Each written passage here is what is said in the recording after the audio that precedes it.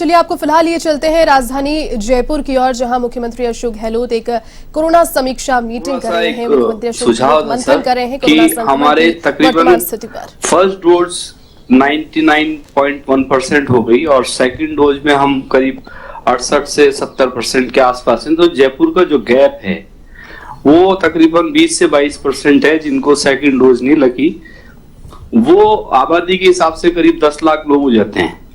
तो 10 लाख लोगों को हमने टारगेट किया है कि हम 31 जनवरी तक वैक्सीनेट करेंगे। मेरा इस पे सुझाव यह है कि जिन लोगों ने फर्स्ट डोज जो लगाई है उनके हमारे पास नंबर हैं, मोबाइल नंबर भी हैं, तो उनको जोन वाइज सेग्रीगेट कर दिया जाए, जैसे भी अपन म्युनिसिपल वार्ड के हिसाब से, और उनको एम्फेसाइज करके तुरंत वैक्सीनेट कराया जा सकता है। मतलब अगर उनको जोन वाइज कर दें तो वो जल्दी हो जाएंगे। उसमें तकरीबन मैं समझता हूँ 30 से 40 हजार का भी एवरेज हमने निर्धारित किया है, लेकिन वो ज्यादा भी किया जा सकता है। दूसरा, जैसे सर ने कहा कि भाई ये जो 3 हमने विचारणीय बिंदु जो बताए थे, जिसमें हम आने वाले 3 तारीख के बाद में बहुत सारा फ्लो दरगाहों में, मस्जिदों में और मंदिरों में बढ़ने वाला है, उस पे हम अभी से संज्ञान ले लें तो भी वो ठीक रहेगा, क्योंकि आगे फिर अब शादियां भी शुरू होने वाली हैं और जो अभी शादियां चल रही हैं उस पे भी अनलिमिटेड गैदरिंग हो रही है। वस्तु स्थिति यह है कि बहुत लोग इन शादियों में अटेंड कर रहे हैं और बहुत कंजेशन वाला एरिया शहर में है, तो इस पे थोड़ा सा ध्यान देने की जरूरत है सर। बाकी आप सब लोगों ने जो डिस्कशन करा वो काफी ठीक है और मैं समझता हूँ कि अब निर्णय लेने की, थोड़ा कठोर कदम उठाने की हमको आवश्यकता है। Thank you sir. ठीक है सर, टेस्टिंग का नंबर कम है सर। जो 15 दिन पहले 4000 थे वो अभी भी 4000 ही है सर, तो वो हमें बहुत ज्यादा उससे बढ़ाना चाहिए सर, क्योंकि अभी ये जो आज जो आए हैं सर, ये कोई रैंडम उसमें नहीं आया। ये तो जो कांटेक्ट ट्रेसिंग थी ना, उससे ज्यादा पेशेंट उन्हीं लोगों की, तो वो ऑब्वियसली उसमें आने ही थे। तो जो पॉजिटिव हैं उनको हम टारगेट करेंगे, उनकी फैमिली मेंबर्स को एटलीस्ट 20-20 आदमियों को हम टेस्ट करें। जैसे एक आदमी पॉजिटिव आ गया तो उसके सराउंडिंग के 20 आदमी जरूर टेस्ट करें। और उसके अलावा जैसे अभी डॉक्टर अग्रवाल बोल रहे थे कि जो ओपीडी यूनिट्स हैं, जैसे एसएमएस में बहुत बड़ा ओपीडी नंबर है और बाकी हॉस्पिटल्स में ओपीडी नंबर है, तो उनको भी अगर हम टेस्ट कर लेंगे तो उनमें प्रोबेबिलिटी ज्यादा है और वो एक बहुत आसानी से कैच हो जाएगा। बाकी जगह तो अपन फैलेंगे तो जाएंगे, लेकिन वहां हम बहुत आसानी से पहुंच सकते हैं। जो पेशेंट आ रहे हैं हॉस्पिटल्स में, प्राइवेट हॉस्पिटल्स में, उनको भी हम साथ के साथ अगर टेस्ट कर लें। दूसरा सर, वैक्सीनेशन की बात है सर। वैक्सीनेशन 2 डोज की तो हम सब बात कर रहे हैं। अभी जो पेशेंट हमारे पॉजिटिव आ रहे हैं वो वैक्सीनेटेड पेशेंट भी आ रहे हैं, और हमारे यहाँ सभी डोज का गैप, क्योंकि हमने ज्यादातर पहले कोवैक्सीन लगाई, कोवैक्सीन 1 महीने में लगा रहे थे, सेकंड डोज 1 महीने के अंदर लगा रहे थे, तो वो तो सारी ड्यू हो गई। और जो पॉजिटिव पेशेंट आ रहे हैं वो भी वही ज्यादा उम्र के आदमी आ रहे हैं, यंग बच्चे नहीं आ रहे हैं। तो अगर हम बूस्टर डोज को भी प्रमोट करेंगे तो हम काफी कंट्रोल कर लेंगे, क्योंकि जो नंबर है हमारे पास में 99% हम फर्स्ट डोज में कर चुके, 70% के लगभग सेकंड डोज कर चुके, तो फर्स्ट और सेकंड लगे हुए लोग बागी पॉजिटिव आ रहे हैं। तो अगर हम उनको टारगेट कर लेंगे, बूस्टर डोज को प्रमोट कर लेंगे, तो बूस्टर डोज प्रमोट करने से भी हम इस पे रोकने में कामयाबी ले पाएंगे सर।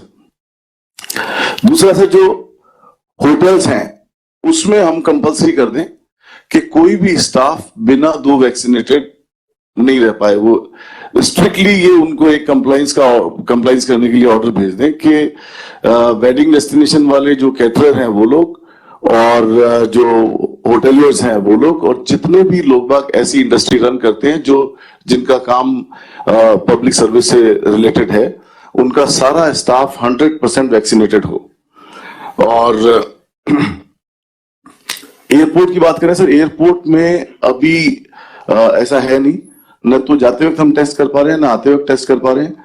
तो वहां जब हम पीक पे था कोविड सेकंड फेज में, तब हमारी डिस्पेंसरीज की टीम बैठी थी और वो हर पैसेंजर को आते वक्त उनका सैंपल ले रही थी। तो अगर वैसा कुछ कर लें तो भी काफी कुछ ठीक रहेगा। जैसे बाहर जाते हैं सर, तो दुबई में उतरते हैं, वहां उतरते के साथ ही आपको 100% सैंपल ले लिए जाते हैं सबके, और विद इन 10 मिनट वो फ्री भी हो जाते हैं, और आपके मोबाइल नंबर पे आपका टेस्ट रिजल्ट आ जाता है। तो अगर बाहर से आने वालों में, हम जो ओमिक्रॉन आया है वो तो वैसे ही बाहर से आया है, तो बाहर से आने वाले लोगों को स्पेशली गल्फ कंट्रीज से और अफ्रीकन कंट्रीज से आने वालों को हम स्ट्रिक्टली टेस्ट कर लेंगे तो भी काफी कंट्रोल हम इसमें कर पाएंगे। बाकी सब बातें तो लगभग हो चुकी सर। और वैक्सीनेशन में सर, मैंने हमारे यहाँ अखिल जी ने मेरे को वैक्सीनेशन सेंटर दिया सर, कोविड केयर सेंटर, तो 2 लाख वैक्सीन हमारे यहाँ कोविड केयर सेंटर पे लग चुकी है सर। वो लार्जेस्ट है इंडिया के अंदर सर, किसी भी एक सेंटर पे 2 लाख वैक्सीन लगना जो कोविड केयर सेंटर हमने खोला उस पे लगी है, और अभी भी कंटिन्यू है सर। ये बढ़िया, वेरी गुड, बताएं आपको। ये भगवान जी ने कहा कि दुबई की तरह बाहर से अफ्रीकन कंट्री आ रहे हैं हमारे दुबई वगैरह से, तो उनकी कंपटीशन नहीं है यहाँ पे। इंटरनेशनल ट्रैवलर्स जो आ रहे हैं उसकी होती है sir. International travels RT-PCR negative लाते ओके आते हैं, और 2% सैंपलिंग अपने उनकी करते हैं सर अभी गाइडलाइंस के अनुसार। 2% मतलब क्या? 2% मतलब सर 100 में से 2 रैंडम सैंपल कोई भी 2 आदमियों का। क्या मतलब? सर वर्तमान में जो भारत सरकार की गाइडलाइन है सर इस मामले में, वो सर 2 तरीके से डिफाइन करती है सर। जो एट रिस्क कंट्रीज हैं सर, जहाँ पे ओमिक्रॉन के केसेस ज्यादा हैं, जिसमें पूरा यूरोप भी है, अधिकांश अफ्रीकन कंट्रीज हैं सर, वहां के लोग जो आ रहे हैं सर उनकी 100% सैंपलिंग होगी सर एट अराइवल पे एयरपोर्ट पे सर, और फिर 8वें दिन वापस होगी सर। और बाकी जो देशों से लोग आ रहे हैं सर उनमें 2% की रैंडम सैंपलिंग होगी सर। अपने यहाँ पर चूंकि जो इंटरनेशनल फ्लाइट्स आती हैं सर वो दुबई और मस्कट यहीं से आती है सर, जो कि एट रिस्क में शामिल नहीं है, तो इसलिए अपने यहाँ के एयरपोर्ट पे सिर्फ 2% रैंडम सैंपलिंग का क्राइटेरिया ही लागू होता है सर। डोमेस्टिक एयरपोर्ट पे जो आ रहे हैं सर पैसेंजर्स, उसके बारे में भारत सरकार के कोई निर्देश नहीं है सर। श्रीमान के जैसे भी निर्देश होंगे सर, हमें हमारी गाइडलाइंस में उसको डालना होगा सर, यदि मैंडेटरी करना है सर। इसमें 2% का तो मतलब जो पूरा प्लेन भर के आता है, तो रैंडम से क्या मतलब? सब लोग थोड़ी संक्रमित है उसके अंदर भाई, वो तो रैंडम तो वहां थोड़ी कह रहा है, उनके पब्लिक कह रहा था अभी देखने के अंदाज से। जो बाहर से आते हैं वो तो पता नहीं, उसमें 2% वो नहीं आए मान लीजिए, संक्रमित तो कोई भी हो सकता है, रिपोर्ट के साथ आते हैं नेगेटिव।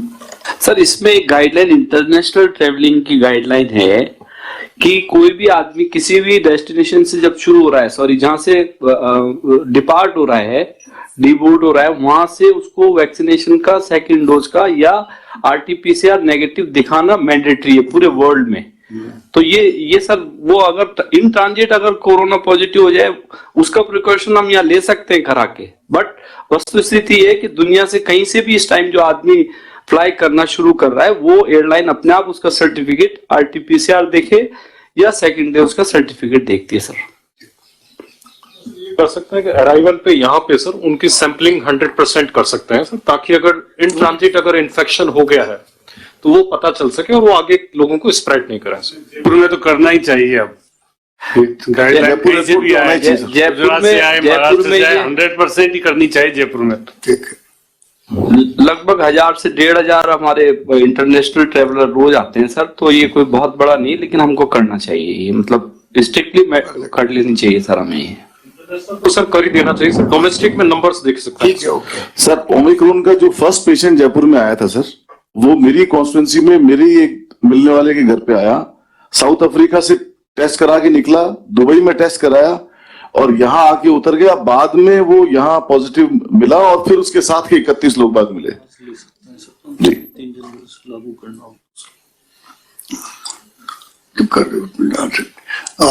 लाजन कटारिया जी,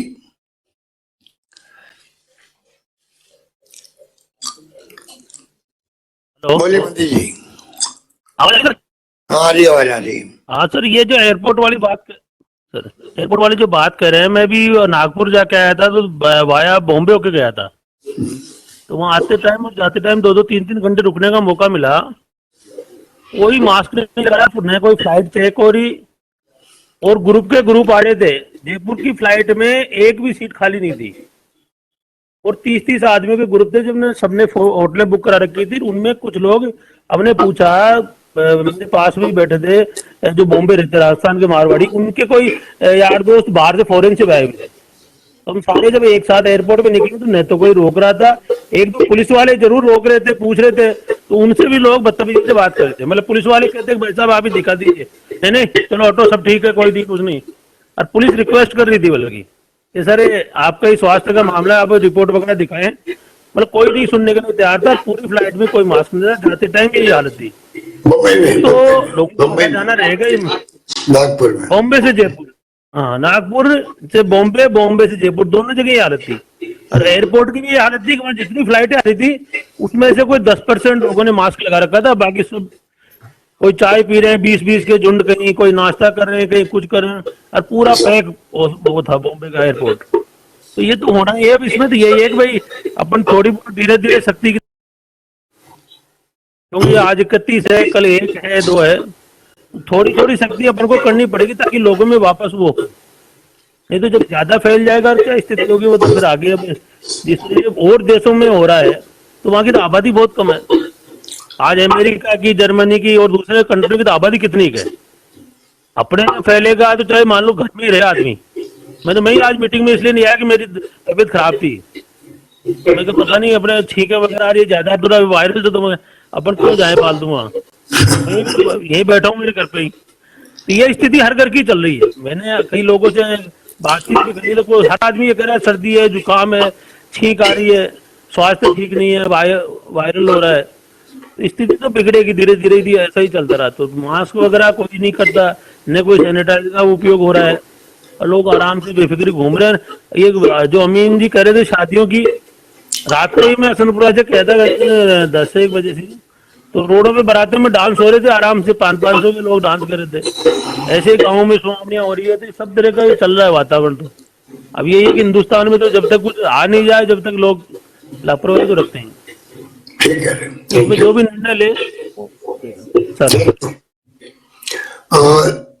धन्यवाद जी। मंत्री जी नहीं है, ओके। ये शादी ब्याह का जो 200 रखा हुआ अपने 200 रखे हैं, ऐसा जो शादी ब्याह का मामला है ना, इसमें 200 की संख्या तो वैसे भी रखनी पड़ेगी। अभी तो आप आगे जाए, क्योंकि शादी ब्याह में क्या जिनकी कम तो करते हैं इनकी, और भूख से मर जाते हैं, और लाइट उठाने वाले, वो वेटर, वो होता है क्या कि दहशत, बहुत दिक्कत हो जाएगी। वास्तव क्या होगा, मैं आपको सही कह रहा हूँ सीएम साहब, आपको मैं गारंटी, आप स्कूल बंद कर दो, कॉलेज यूनिवर्सिटी बंद कर दो, मैं अपने आप ठीक हो जाएगा। जैसे ही शादी पे जाओगे ना आप, वो जो बच्चे लाइट उठा के जाते हैं, मैं सही करूँ, उनकी दिक्कत क्रिएट हो जाएगी। ठीक है, उनको बहुत गरीबी है, बहुत बैंडबाजी वाला, उनके लिए आप अलग से पैरवी करो कि हम लोगों से कि उनको घर बैठे पैसा दो, ये पैरवी करो आप। पर हमें बचाना जरूरी होता है ना, उस पर कम्प्रोमाइज मत करवाओ। हमेशा मुझे पता अच्छा लगता है कि आप बोलते हो गरीबों के लिए, परंतु ये जो है, मुझे कल किसी ने कहा दिल्ली की तरफ 50 पे लाओ, इसको 20 पे लाओ, यहाँ पे नौबत आ गई है। तो इसलिए हमें पहले हमारी जो ये प्रॉब्लम है इसको देख के करना पड़ेगा ना। अभी तो 20 प्रस्तावित किया आपने। फिर आप धार्मिक स्थल जो है ना, जनप्रतिनिधियों को आप अपील कर दो कोई शादी में नहीं जावे, जनप्रतिनिधियों को अपील कर दो कि कोई शादी में नहीं जावे। तो मैं आपको रिक्वेस्ट करूं, धार्मिक स्थलों पे बहुत भीड़ है, सही कह रहा हूं मैं आपको, आप पता कर लो धार्मिक स्थलों क्या करना, बताओ करना क्या है। धार्मिक स्थल बंद कर दो, आप कोई बुरा नहीं मानेगा। सर हमारा भी ये रिक्वेस्ट है कि धार्मिक में ज्यादा फर्क नहीं पड़ता सर किसी की रोजी रोटी पर, तो धार्मिक संस्थान कोई भी हो सर, उसमें सबसे बाहर से आ भी बहुत रहे हैं धार्मिक, उसमें धार्मिक स्थलों पे सबसे ज्यादा भीड़ है। आप किसी मंदिर मस्जिद सब जगह भीड़ है धार्मिक स्थल पे, और वो रेगुलर चल रही है, रेगुलर भीड़ है। टाइम मतलब जैसे 2-3 दिन का, आज बोले भी फलाने दिन से बंद है, 2-3 दिन का गैप तो रखना पड़ेगा। कह रहे 3 तारीख का, हाँ 3 तारीख से तो आज बल्कि हो जाना चाहिए। क्या हो जाना चाहिए बताओ, आप गृह राज्य मंत्री बोलिए क्या करना है। 3 तारीख का आज हो जाएगी भाई, 3 तारीख से धार्मिक स्थल है, ये अंतिम संस्कार का 20 आदमी ठीक है सर, अंतिम संस्कार। और शादी ब्याह में भी सर 100 आदमी कर दो, 50 लड़की वाले 50 लड़के वाले। कॉलेज बंद कर दो साहब, 3 तारीख से स्कूल कॉलेज बंद रहेंगे। 3 तारीख स्कूल बंद कर दीजिए सर, स्कूल भीड़ सबसे ज्यादा वहाँ है। स्कूल सर, ये हरियाणा पंजाब के बॉर्डर्स भी बंद कर दिए। चलो हम लोग बात करके फैसला कर लेंगे, ठीक है। धार्मिक स्थल तो अभी हाल फिलहाल में करने जैसा कोरोना गाइडलाइंस की पालना कर। यदि आप धार्मिक स्थल बंद नहीं करो तो आप शादी बंद मत करना, क्योंकि गलत बात है। ये हुक्म गरीब आदमी मरता है, 5-5 आदमी इकट्ठे हो रहे हैं वहाँ। अभी हम 31 की रात को अवॉइड कर रहे हैं, और 3 तारीख से हम धार्मिक स्थल बंद कर देंगे, मैसेज ठीक नहीं जाएगा सर। आज से मत करो, 3 से करो, कोई दिक्कत आप इसको 7 दिन गैप देने के बाद अगर जरूरत समझे तो कर दे। 3 तारीख से 7 दिन के बाद में अगर हमको जरूरत पड़े तो हम धार्मिक स्थल के बारे में सोच सकते हैं। 3 तारीख से नहीं करना चाहिए हमको धार्मिक स्थल में। 3 को क्या है? देखा, अभी हमने 31/1 की छूट दी पार्टियों की। हमने, हमारा मन नहीं था, मतलब हमने कहा नहीं, लेकिन मैसेज यही है कि हम 31 की पार्टियों की छूट दे रहे हैं और हम 3 से तुरंत धार्मिक स्थल बंद कर देंगे। उसका मैसेज ठीक नहीं जाएगा। आप 7 दिन अगर लगता है बढ़ रहा है, 5 दिन में 7 दिन उसके बाद करते हैं। बढ़ेगा, आज बढ़े शाम मालूम पड़ जाएगा। वो तो साहब पार्टी भी तो हो रही है साहब। सर, सबसे पहले टूरिस्ट को बंद कीजिए, जो बाहर के आने वाले हैं, चाहे वो सिटीज हरियाणा हो, पंजाब हो, जो लोग जयपुर में आ रहे हैं, पहला स्टेप हमारा उधर ही होना चाहिए, फिर अंदर से करें। ठीक है, चलो अभय कुमार जी बनाएंगे, आप सबकी भावनाओं को समझ के बात करेंगे। ठीक जी सर। पर महेश जी, उसमें धार्मिक स्थल बंद करने का और नए साल के सेलिब्रेशन में जो छूट दोगे उसमें कोई लिंक नहीं है। देखो, धार्मिक तो उनके लिए कर रहे हैं, उनके इंटरेस्ट के अंदर। साहब लिंक नहीं है। धार्मिक दर्शन करने जा रहे हैं, वही तो बीमार पड़ेंगे। साहब ट्विटर पे यही चलेगा, ट्विटर पे यही चलेगा, उस पे व्हाट्सएप पे यही चलेगा, व्हाट्सएप पे यही चलेगा। 1 तारीख की जो छूट दी है ना, उसमें पब्लिक के कमेंट्स ठीक नहीं है। पब्लिक के कमेंट्स खिलाफ हैं। इतना बड़ा आयोजन क्यों करा रहे हैं, इतनी छूट क्यों दे रहे हैं इनको? पब्लिक कमेंट तो खिलाफ है बिल्कुल। ये नहीं होनी चाहिए। किसमें ये अपन ने 1 तारीख की छूट दी है ना सेलिब्रेट करने की 2 घंटे की, उसमें भी, हाँ आज रात, उसमें भी पब्लिक के कमेंट खिलाफ। साहब मैं इसमें बोलना चाहता हूँ, बाहर के लोग आते हैं, बाहर जो बात कह रहे हैं फैला जाएंगे लोग, यहाँ भुगतेंगे। आप सर राजस्थान के लीडर हो और आपको सही बात पता होनी चाहिए। जिस दिन आपकी हमारी मीटिंग हुई 31 को लेकर, वास्तविकता ये है सारे यंगस्टर्स आपकी इंतजारी कर रहे थे। पहले एक बार मैसेज गलत ये चला कि ये कैंसिल हो गई। सारे बच्चों ने कम से कम, मैं सच कह रहा हूं सर, ये सीरियस बात है, ये टच में, मैं आपको, जयपुर पे असर पड़ता है सबसे ज्यादा। इतना जबरदस्त रिवोल्ट होता है, आपके सड़क पे खड़े होकर लोग करते हैं। क्या बात, तो आप रोक लगा दो ना, कौन मना कर रहा है आपको? अभी आपके जो है तो सब फैला के चले जाएंगे, कौन चले जाएंगे साहब? जयपुर पे असर पड़ता है, आप रोक लगा के देख लो। आज लगा दो ना आप रोक, कितने मान रहे हैं आपकी बात? उल्टी बात कर रहे हो आप। रोक लगाने की बात, हम तो रोक खोलने की बात ही कर रहे हैं। आपने अभी खोला तो उसको 5-7 दिन और खोल लो मंदिरों को, ये कह रहे हैं हम। तो मैं मंदिर की बात नहीं कर रहा, ये कह रहे आज ही बंद कर दो। आज बंद कर सकते हैं? आप छोड़ दीजिए जो फैसला अभी आप जो कुछ राजस्थान में लागू कर दो साहब, ये कह रहे हैं ना, पूरे राजस्थान में लागू कर दो। अभी आप जयपुर पे आता है सारा मात। अभी आपकी जो भावना है सुन लिए आप। अभी आप जो बोल रहे हो ना, ये 1,90,084 लोग सुन रहे हैं पूरे प्रदेश के अंदर।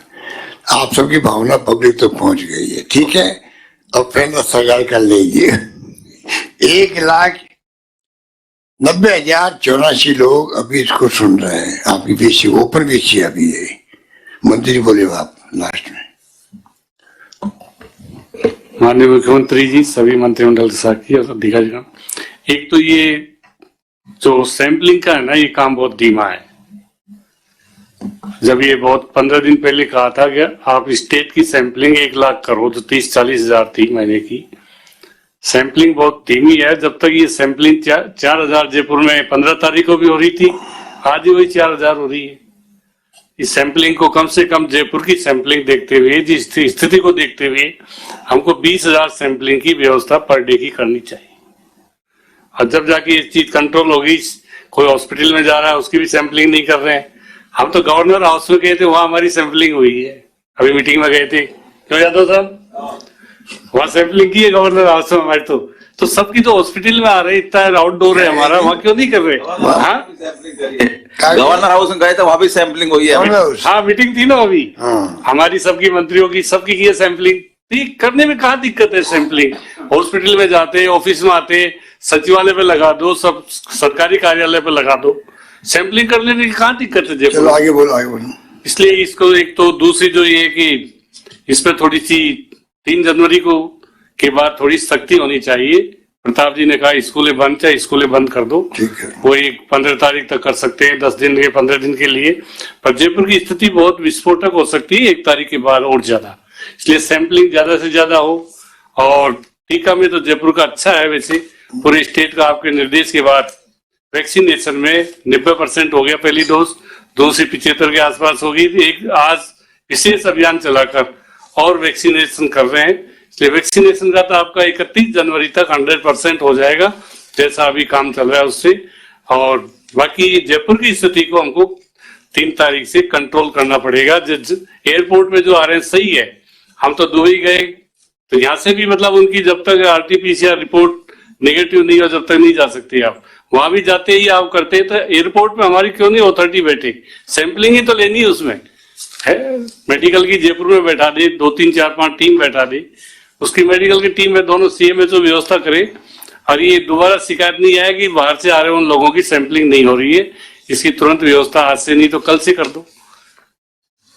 ठीक बात करिए। थैंक यू, बहुत धन्यवाद, बहुत बहुत धन्यवाद सबका।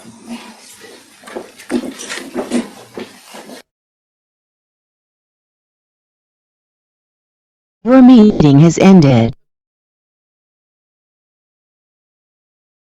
मार में चल रहा था मंथन। मुख्यमंत्री अशोक गहलोत के साथ साथ संपूर्ण कैबिनेट मौजूद। स्कूल कॉलेज धार्मिक स्थल हो सकते हैं बंद, हालांकि कैबिनेट नहीं है एक मत। शादियों में संख्या हो सकती है 100, जो अभी इस समय 10 माफ कीजिएगा इस समय 200 की संख्या में शामिल हो सकते हैं शादी समारोह में। बैंड बाजे और कैटरिंग वालों की संख्या पर भी एक मत नहीं है कैबिनेट। अंतिम फैसला आना अभी बाकी।